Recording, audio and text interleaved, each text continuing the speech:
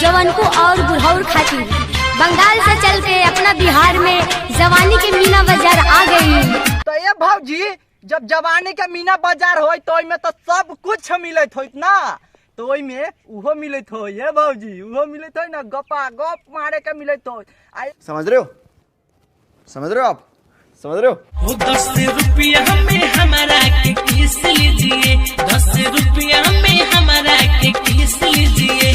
अच्छा ए भौजी जब 10 रुपया में तू किस देता रहू तो 1000 रुपया में तो तू मरबाइयो लेबू ना, ऐसन बात बात है भौजी, हमरो मारे के मन बा, तू दे दिया 1000 रुपया, हम तोके गपा गप मार ले।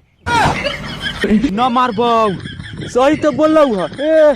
चा हाँ 20 रुपया में, हाँ 20 रुपया में आके तैया, 20 रुपया में आके तंकी भौजी के मार लीजिए। ना मार बाऊ, सही तो बोल रहा है। चा हाँ स्टेज के पीछे लीजिए 10,000, स्टेज के आगे लीजिए 2,000, हाउ भी लीजिए, वो भी लीजिए, ये भी लीजिए, सब कुछ।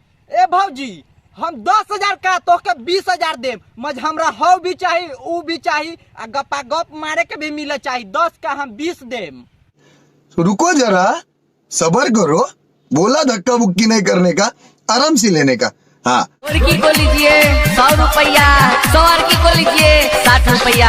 ए भैया हम तो सब अड़किए के लेम, 60 का 1000 ली न तो यो सब अड़किए के लेम, काहे के लेल हम न करिया कुछ कुछ बानी, गोरकी तो हमरा देत न से ओकरा पीछे हम जाए, सब अड़किए से देवा दिया का।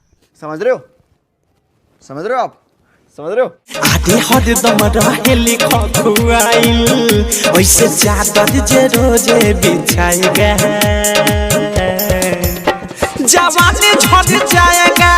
तो ए भौजी हमूरा मोहलिया में भेदा, हमू खखुआले रहेली आ वो खखुआले रहेला, हमार मोहलिया में भेदा ना तो सब जवानी झाड़ देबा, माल ट्रांसफर कर देम ना, सु फायदा होई फायदा। I got broads in Atlanta.